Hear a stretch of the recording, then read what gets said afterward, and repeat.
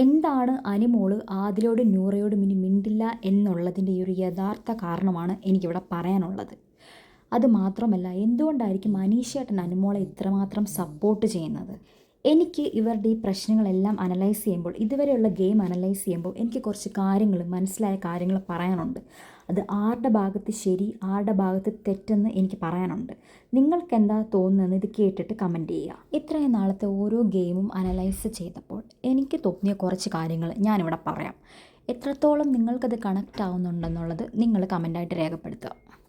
ആദ്യം അനുമോൾക്കുള്ള കുറച്ച് കാര്യങ്ങൾ, നെഗറ്റീവായിട്ട് എനിക്ക് തോന്നിയിട്ടുള്ള 1-2 കാര്യങ്ങൾ ഞാൻ പറയാം. എന്നിട്ട് ഞാൻ ബാക്കി കാര്യങ്ങളിലേക്ക് കടക്കാം. അനുമോളുടെ 1-2 കാര്യങ്ങളെന്ന് പറഞ്ഞു കഴിഞ്ഞാൽ, കിച്ചണിൽ കയറി കഴിഞ്ഞ് കഴിഞ്ഞാൽ ഭയങ്കരമായിട്ട് ആൾക്ക് ഇച്ചിരി ഭരണം വേണം കയ്യിൽ. എന്തെങ്കിലും ഉണ്ടാക്കിയാൽ ഞാനേ വിളമ്പാവൂ, എൻ്റെ കൈ കൂടെ പോകാവൂ എന്നൊരു ധാരണയുണ്ട്. ദേഷ്യം വരുമ്പോൾ വായി തോന്നുന്നത് വിളിച്ച് പറയും. മയത്തിൽ മറ്റുള്ളവരോട് സംസാരിക്കാൻ അറിയത്തില്ല. മുഖം നോക്കാതെ ഉള്ളിലുള്ളത് വിളിച്ച് പറയുന്നൊരു പ്രകൃതക്കാരിയാണ്. എന്നീ കാര്യങ്ങൾ ഒഴിച്ച് ബാക്കി പല കാര്യത്തിലും മറ്റുള്ളവരേക്കാൾ ക്വാളിറ്റി ഉള്ളൊരു ആളാണ് അനുമോള്. സ്പെഷ്യലി ഈ ആദില നൂറ പറയുന്ന ഈ ഫേക്ക് ഫ്രണ്ട്ഷിപ്പ് എന്ന് പറയുന്ന ആ കാര്യത്തിൽ ഏറ്റവും കൂടുതൽ ജെന്യുവിനായിട്ട് അവിടെ നിന്നിട്ടുള്ളതെന്ന് എനിക്ക് തോന്നിയിട്ടുള്ളൊരു വ്യക്തിയാണ് ഫ്രണ്ട്ഷിപ്പിൻ്റെ കാര്യത്തിൽ അനുമോള്. മറ്റൊരാളുടെ മുൻപിലും ഫ്രണ്ട്സിനെ അവൾ ഇട്ട് കൊടുക്കത്തില്ല. അവളോട് പറയുന്ന കാര്യങ്ങൾ, അത് സീക്രട്ടായിട്ടുള്ള കാര്യങ്ങളാണെങ്കിൽ അവളത് കീപ്പ് ചെയ്യും. ഒരിക്കലും ആരുടെയും മുൻപിൽ ഇട്ട് കൊടുക്കത്തില്ല. അവളെ ഇവിടെ ആദ്യം ചതിച്ചത് ശൈത്യയാണ്. അവളുടെ കൂട്ടുകൂടി നടന്ന് അവളുടെയുള്ള എല്ലാവരുടെയും കുറ്റം അവൾ പറഞ്ഞിട്ട് ലാസ്റ്റിൽ അവൾക്ക് എന്തോ ഒരു നെഗറ്റീവ് വന്നെന്ന് കണ്ടപ്പോൾ ഒരു മറിച്ചിൽ അങ്ങോട്ട് മറിഞ്ഞിട്ട് പിന്നെ അത് വെച്ചിട്ട് അവളെ തുരാ അനുമോളെ ടാർഗറ്റ് ചെയ്യായിരുന്നു മറ്റുള്ളവരുടെ കൂട്ടത്തിൽ. അതേ രീതി തന്നെയാണ് നമ്മുടെ ആദില ഫോളോ ചെയ്യുന്നത്. ഒരു വ്യത്യാസവും ഇല്ല. ഒരു സിറ്റുവേഷൻ വന്നാൽ ആദില അപ്പം തന്നെ അനുവിനെ അവിടെ ഇട്ട് കൊടുത്തിട്ട് ഒരു രീതിയിലുള്ള സപ്പോർട്ട് പോലും കൊടുക്കത്തില്ലെന്ന് മാത്രമല്ല, മറ്റുള്ളവരുടെ മുൻപിലിട്ട് ശരിക്കും നാണം കെടുത്താൻ വേണ്ടി അവൾ ചെയ്യും. അത് അനുവിനെന്നല്ല, ആദില നൂറയോട് ആരും മിണ്ടിയില്ലെങ്കിലും ആരവർക്കെതിരെ എന്തെങ്കിലും പറഞ്ഞാലും അവരെ ഇട്ട് കൊടുക്കും. ഷാനവാസിന് എന്തൊക്കെ പറഞ്ഞിട്ടുണ്ട്, വാഴ, ചതിയൻ. എന്നിട്ട് അക്ബറിൻ്റെ കുറ്റം പറഞ്ഞവർ മലക്കം പറഞ്ഞ് അക്ബറിൻ്റെ കൂടെ കൂടും. ഇതിപ്പം അനുമോളോട് പിണങ്ങിയപ്പോഴും ഇതേ രീതി തന്നെയാണ് ഫോളോ ചെയ്യുന്നത്. നൈസായിട്ട് അക്ബറിൻ്റെ കൂട്ടത്തിൽ അങ്ങ് കൂടി.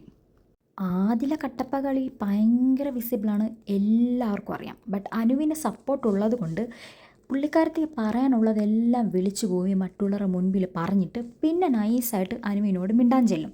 ആ ടൈമിലാണ് അനു മിണ്ടുന്നത്. എല്ലാവരും പറയും അനു അങ്ങോട്ട് പോയി മിണ്ടുന്നില്ലല്ലോ. ഈ ആതിരയുടെ സംസാരം കേട്ട് കഴിഞ്ഞാൽ ഫ്രണ്ടായിട്ട് നിന്നിട്ട് ഇമ്മാതിരി വർത്തമാനം പറഞ്ഞു കഴിഞ്ഞാൽ ഒരിക്കലും അനുവിന് മിണ്ടാൻ തോന്നത്തില്ല. ഫ്രണ്ട് അല്ലെങ്കിൽ കുഴപ്പമില്ല, അവരെന്ത് വേണമെങ്കിലും പറഞ്ഞോട്ടെ. ഇവൻ അനുവിനെ നെവിൻ ഉപദ്രവിച്ചപ്പോൾ ഒരു ഫ്രണ്ട് എന്ന നിലയിൽ എന്ത് സ്റ്റാൻഡാണ് അനുവിന് വേണ്ടിയിട്ട് ആദിൽ അവിടെ ചെയ്തത്? എന്തെങ്കിലും ഒരു സപ്പോർട്ട് അനുവിന് വേണ്ടിയിട്ട് ആദിൽ അവിടെ ചെയ്തിട്ടുണ്ടോ? പകരം അനുവിനെ ഇഗ്നോർ ചെയ്തിട്ട് സാബുമാൻ്റെ അടുത്തും അനുവിൻ്റെ കുറ്റം പറയുകയായിരുന്നു ചെയ്തത്. പിന്നെ ഈ പറയുന്ന ആദിലയ്ക്കും നൂറയ്ക്കും എന്ത് ജെനുവിനിറ്റിയാണ് അല്ലെങ്കിൽ സ്നേഹമുള്ളതെന്നാണ് ഇവർ പറയുന്നത്. കിച്ചൺ ഡിഷ്യൂ തന്നെ ആദിലെ നിർബന്ധിക്കുമ്പോഴാണ് ആദിൽ ജോലി ചെയ്യുന്നത്. ഒരിക്കൽ പോലും ആദില സ്വന്തമായിട്ടൊരു റെസ്പോൺസിബിലിറ്റി എടുത്ത് ചെയ്തിട്ടില്ല. സാബുമാനും ചെയ്തിട്ടില്ല. അപ്പം അനു ഇങ്ങനെ ആദിലിനെ വിളിക്കുന്നു, നൂറോട് പറയുന്നു ഇവളെ എനിക്ക് കിച്ചണിൽ വേണ്ട. അനു ഉള്ളതങ്ങ് പറയും. അനു ഇപ്പോൾ ഫ്രണ്ടാണെന്ന് അവിടെ നോക്കേണ്ട ആവശ്യമില്ല. ഒരു ഫ്രണ്ടാണെങ്കിലും ആരാണെങ്കിലും റെസ്പോൺസിബിലിറ്റിയോടെ നിൽക്കുക എന്നുള്ളത് ആദിലയുടെ ഉത്തരവാദിത്തം. അത് ആദില ചെയ്തില്ല. ആ തലേദിവസം ആദില ഇങ്ങനെ ഫോഴ്സ്ഫുള്ളി ഞാൻ വിളിക്കുന്നതിൻ്റെ ദേഷ്യവും ഈഗോയും ആദിലയുടെ മനസ്സിലുണ്ട്.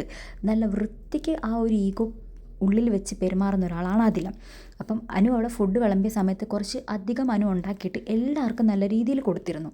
ബാക്കി കുറച്ച് ഫുഡ് എടുത്ത് മാറ്റി വെക്കാൻ വേണ്ടി ശ്രമിച്ച സമയത്ത് ഈ സാബുമാനാണ് ആദ്യം പ്രശ്നം തുടങ്ങിയത്. ഈ സാബുമാന് അനുവിൻ്റെ അടുത്തൊരു പ്രശ്നമുണ്ട്. ആക്ച്വലി സാബുമാൻ്റെ പ്രശ്നം എന്താണെന്ന് വെച്ച് കഴിഞ്ഞാൽ, അനു സാബുമാനെ നാരദനെന്ന് വിളിച്ചു. നാരദനെന്ന് വിളിച്ചതല്ല, അത് കറക്റ്റായിട്ടുള്ള കാര്യമാണ്.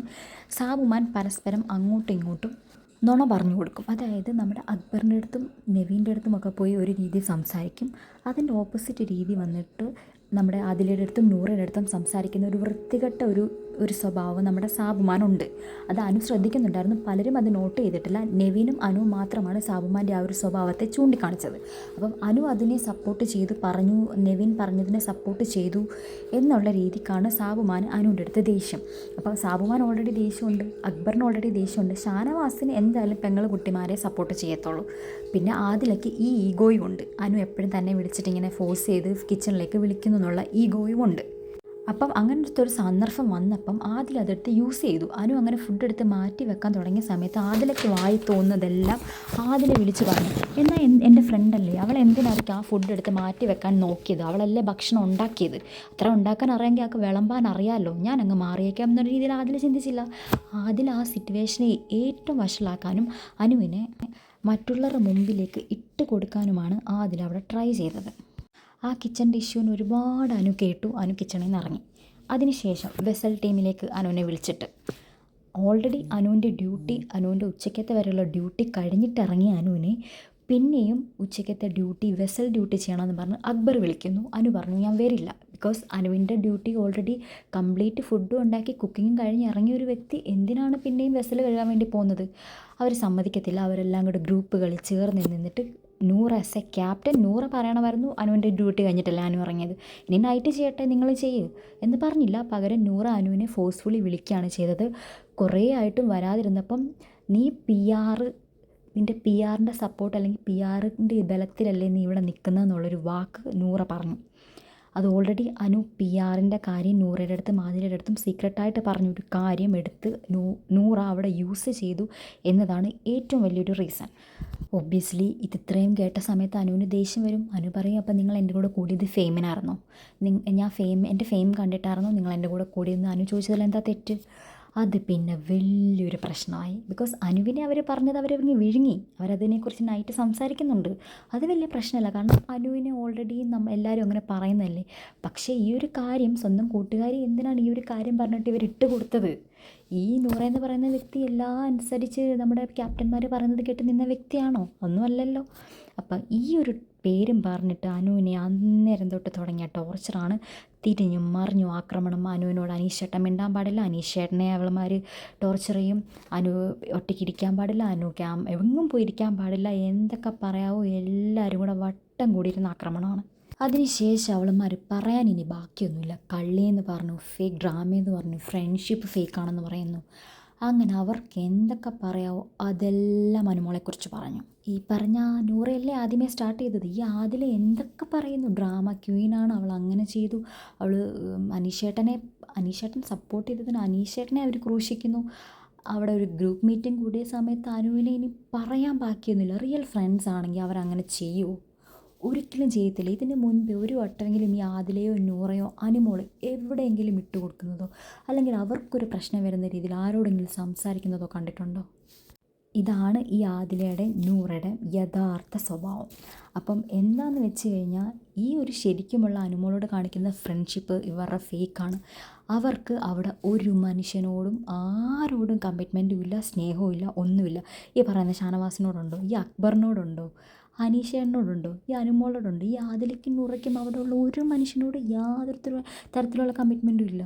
ആ വീട്ടിലുള്ള സകല ആൾക്കാരെയും വെറുപ്പിച്ച് അല്ലെങ്കിൽ ഫ്രണ്ട്ഷിപ്പ് വേണ്ട, സ്നേഹം വേണ്ട, പറയാനുള്ളത് മുഖത്ത് നോക്കി എനിക്ക് പറയാൻ വേണ്ടിയിട്ട് എനിക്ക് ആരോടും ഒരു സ്നേഹവും കാണിക്കണ്ട എന്ന് പറഞ്ഞ് നടന്ന അനുമോൾക്ക് ഈ ആദിലയുടെ നൂറയുടെ അടുത്ത് മാത്രമായിട്ട് എന്തിന് ഫേക്ക് ഫ്രണ്ട്ഷിപ്പ് കാണിക്കണം?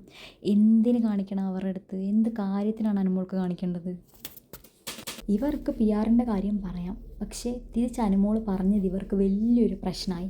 അതിനുശേഷം ഒരു മനസ്സമാധാനം കൊച്ചി എവിടെയെങ്കിലും പോയിരിക്കുമ്പം അവിടെ ചെന്ന് ആക്രമിക്കുക, അവിടെ നടന്ന് സംസാരിക്കുക, അവരെ കൂട്ടം കൂടി അവരുടെ കൂടെ ഇതുവരെ അവരെ എതിരായിട്ട് നിന്ന ആൾക്കാരുടെ കൂട്ടത്തിൽ കൂടി നിന്ന് അവരെ അക്ബറിന് ഇതൊക്കെ ആവശ്യമാണ്. അക്ബറിൻ്റെ നിലനിൽപ്പിന് അക്ബറിന് ഇത് ആവശ്യമാണ്. പക്ഷേ നെവിൻ അധികം ഇടപെടാതെ മാറി നിൽക്കുക. കാരണം എന്താണ്? നെവിൻ ഇടപെട്ട് കഴിഞ്ഞാൽ നെവിൻ അറിയാം ഇനി അടുത്തത് നെവിന് കിട്ടുമെന്നുള്ളത്. ഇത്രയൊക്കെ കാണിച്ച് അവരുടെ അടുത്ത് അനു മിണ്ടേണ്ട കാര്യമുണ്ടോ? അനുവിനെ ഇവരെ മനസ്സിലാക്കാൻ വൈകിപ്പോയി. പലവട്ടവും അന്ന് വെള്ളമൊഴിച്ച സമയത്ത് ഇവർ അനുവിനെ സപ്പോർട്ട് ചെയ്യാതിരുന്ന സമയത്ത് നല്ല രീതിയിൽ അനുമോൾക്കത് മനസ്സിലായതാണ്. എന്നിട്ടും പിന്നെ വലിയ വലിയ ഇഷ്യൂ അതിനെക്കാട്ടി വന്നപ്പോൾ പിന്നെ അതവരങ്ങ് മിണ്ടി കോംപ്രമൈസ് ആയി.